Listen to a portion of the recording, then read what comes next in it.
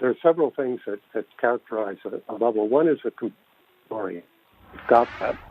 So there's a lot of liquidity to pump up prices, and then you get valuations that are very high. And that in the U.S., for example, the tightly FANG names, FANG Plus, account for about 25% of the market cap of the S&P 500, and extremely positive sentiment. The last sign are air pockets, that is, sudden price moves up and down without a lot of fundamental drivers. And we really are starting to see all of those things.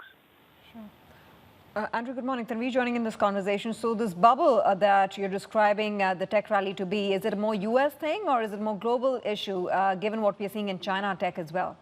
Yes, I think it's a global issue. I think that essentially the markets have discounted the damage that has been caused by the COVID virus, and is only looking at the positive side of things. And that doesn't mean there isn't a positive side.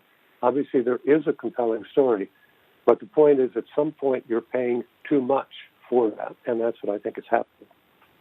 All right, because we had a guest earlier on, William Ma, a China specialist, who said that this is a buy on dips market, and it's not a market where you're even thinking of booking profits, even though there might be more upside in the offing. He was talking about perhaps potentially 20% more upside from here. Well, yes. I mean, Maynard Keynes said that the market can remain irrational longer than I can remain solvent. And selling into this kind of positive sentiment is always dangerous.